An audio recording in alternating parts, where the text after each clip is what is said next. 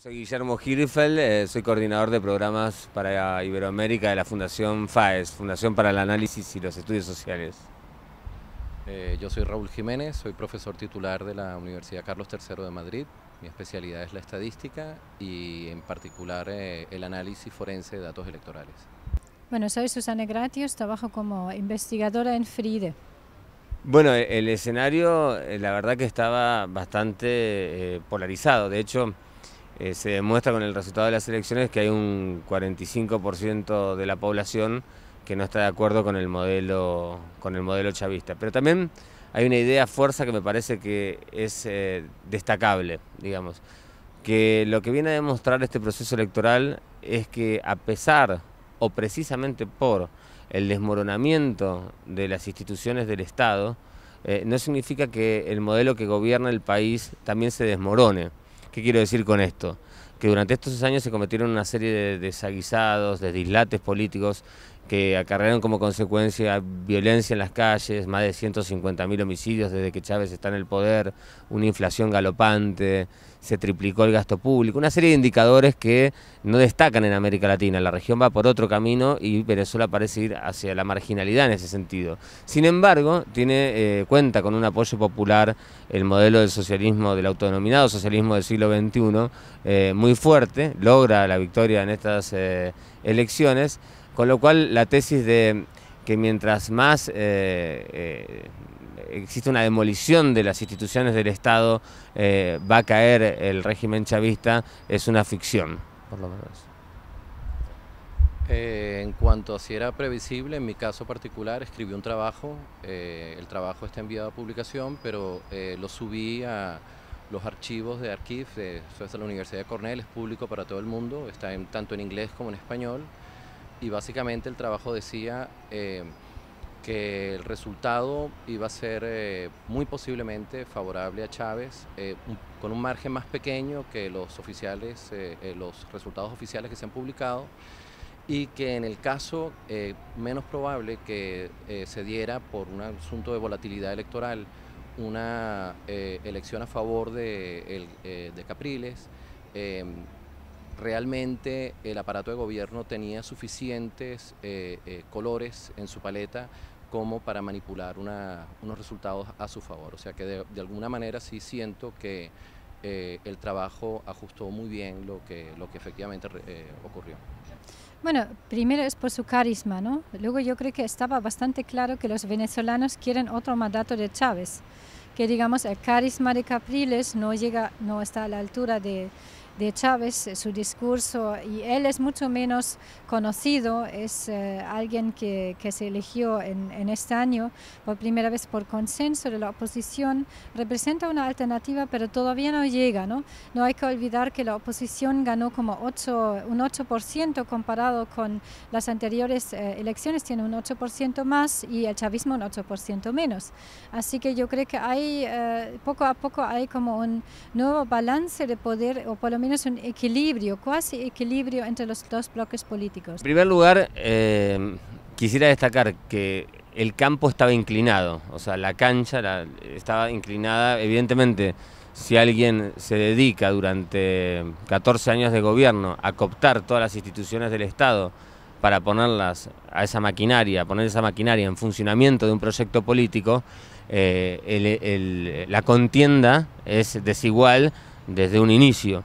Por eso también es plausible el esfuerzo titánico, maratónico que ha hecho la Mesa de la Unidad Democrática en Venezuela, en especial el candidato presidencial Capriles, que recorrió más de 300 localidades, que logró reunir a todo ese espectro político tan ancho, ¿no?, que incluía centro-izquierda, centro-derecha, y que ahí creo que reside la conquista de esos 6.200.000 voluntades que fueron las que volcaron su voto en esta elección. Si hubo transparencia en el acto electoral o no, no hay denuncias evidentes, ni ninguna denuncia a los poderes públicos de falta de fraude o de falta de legitimidad de las elecciones. Lo que sí es evidente que los componentes esenciales que exige un comicio electoral no estuvieron presentes en esta elección, pero desde mucho tiempo antes. O sea, a partir del momento que se utilizan los medios de comunicación para una propaganda tortuosa por parte del presidente del gobierno, a partir del momento en que hay más de 2 millones de empleados públicos que reciben sugerencias, recomendaciones para que vayan a presenciar actos públicos del que quiere y dice que quiere perpetuarse en el poder y no ve la alternancia en el poder como un elemento fundamental de la democracia. A partir de todas esas variables podemos decir que no estamos en una democracia con todos los componentes esenciales que exige el Estado de Derecho, ¿no? Bueno, lo primero es que no creo que todos los analistas coincidan, eso es lo primero. Lo segundo que quiero es observarte que los analistas también son agentes políticos y yo creo que todos estaban jugando a que tenía que haber una participación ciudadana de manera masiva, tanto de un lado como del otro. En el caso de la oposición, yo creo que era para ellos un leitmotiv, decir, hay transparencia porque era una manera de convocar a un electorado de manera masiva. Ahora, claro, tienes el problema de que te tienes que entender con tus propias palabras y creo que fundamentalmente es lo que han hecho, creo que lo han hecho bien, pero yo sí leería eso con mucho cuidado. ¿Qué significa transparencia? O sea, ese es un tema muy largo. Denuncias menores hay, denuncias mayores también las hay, no solamente durante el día de la votación, sino, como dijo Guillermo, durante los meses que la antecedieron. Entonces es un tema largo, eso que deberíamos desmenuzar sobre qué es lo que es transparencia y qué no es transparencia. Sí, yo creo que hasta el ministro de Asuntos Exteriores dijo que han sido unas elecciones transparentes, limpias, además se realizan de forma electrónica, hay máquinas electorales y yo creo que eso también es una garantía de esto, aunque se podría denunciar nuevamente que ha habido una cierta manipulación, que no hay un balance de poder en ese sentido, de que el presidente tiene todos los medios para, digamos, tiene una mucho mayor presencia y más recursos para financiar su campaña que la oposición, pero bueno, en términos generales han sido unas elecciones limpias, aunque no ha habido casi observadores externos, ¿verdad? Creo que la pregunta es muy buena porque, bueno, en primer lugar, vaticinar el futuro de un líder político tras una derrota tan reciente es muy complicado, muy difícil y es una tarea imposible porque depende de muchos actores. Pero en primer lugar, evidentemente tiene retos y desafíos muy grandes. El primero es que esa unidad opositora que logró durante el transcurso de este tiempo, fundamentalmente desde las elecciones parlamentarias del 2010, las primarias de este año para elegir candidato único y estas elecciones se mantenga, o sea que la oposición logre mantenerse unida, porque la clave del ascenso de votos de la oposición venezolana estuvo en esa unidad, además del liderazgo de Capriles. Y además hay otro requisito, otra responsabilidad que tiene como actual líder de la oposición, él y los otros actores que jugaron junto a él en este partido, que es ser una oposición sumamente exigente con un gobierno autoritario como el de Hugo Chávez. Y esa exigencia reside en denunciar constantemente cualquier vulneración a libertades individuales, a derechos fundamentales, a los componentes del Estado de Derecho ante el mundo entero, digamos. Esos son los dos grandes retos y desafíos que creo que tiene para adelante para conservar, para mantener el espíritu que ha logrado en esta elección. Por otro lado, tampoco podemos caer en una exitomanía, digamos, de festejar el subcampeonato, digamos. O sea, si la contienda era entre dos y perdió, no fue un triunfo. El triunfo fue que poder reunir, poder agrupar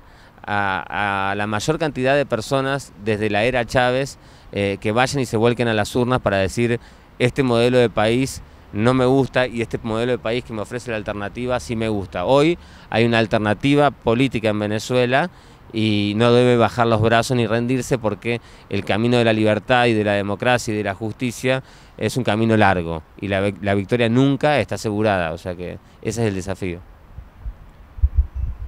Sin restarle ningún mérito a Capriles, porque yo creo que hizo una excelente campaña, sobre todo se entregó en las calles, fue de pueblo a pueblo, hablando con la gente directamente, en un lenguaje muy directo.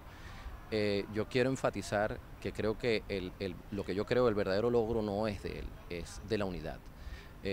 Capriles recuerda que fue hace muy poco electo en unas primarias en las que no sacó, digamos, ganó con holgura, pero no fue que sacó el 90% de las primarias, ni muchísimo menos. El verdadero secreto de él es que él representa a la oposición de Chávez. Yo creo que esto es muy importante, que la oposición lea esto con mucho cuidado, porque si algo no podemos caer pensando en un futuro, y no estoy hablando del futuro de la oposición, sino en un futuro a un mejor país, es no depender de ningún mesías ni de ningún líder especial. Capriles es para mí simplemente el soldado de turno, hablando en el lenguaje que le gusta a nuestro presidente electo, de la oposición venezolana. Yo creo que la oposición se tiene que reunir de nuevo, dar una lectura, pensar posiblemente sea Capriles como cualquier otro. Digamos, ellos tienen que hacer una recomposición de poderes. Ahora vienen unas regionales, no está claro entonces quiénes son los líderes de esas regionales y qué es lo que va a pasar después de esas regionales. O sea, el futuro de Capriles como tal está claro, es una persona que hizo un tremendo trabajo dentro de la mesa de la Unidad Democrática como cabeza visible, pero la fuerza no está en él, la fuerza está en la unidad de toda la oposición. Bueno, yo creo que, y eso sí que ha sido también el inicio quizá de una nueva relación entre el chavismo y la oposición, que el presidente dijo después que está abierto al diálogo y al debate, aunque lo ha dicho también en otras ocasiones, y hay que ver a qué lleva esto, pero yo creo que hay por lo menos esa posibilidad, o ya no puede ignorar a la oposición ni desacreditarlo como si fueran todos unos pagados del exterior, ¿no? ¿Verdad? Yo creo que hay una nueva relación de poder, hay un nuevo equilibrio, porque un 45% de los venezolanos votaron por la oposición, que es un hecho importante, ¿no? No se puede ignorar esta otra mitad de la población y decir que forman parte de la élite oligárquica de antes. Y yo creo que hay por primera vez también, por el debilitamiento del chavismo, por el declive, quizá la opción de un proceso de acercamiento, no diría reconciliación, pero por lo menos de acercamiento, ¿no?, de las posiciones, y ojalá que se pueda hacer esta política, digamos, no solamente exclusiva del chavismo, sino contando con la oposición, que también tiene muchas propuestas y reconoce además la Constitución de 1999, así que yo creo que las dos partes están como tendiendo puentes, ¿no?, hacia la otra, y eso sería muy positivo para el futuro de Venezuela.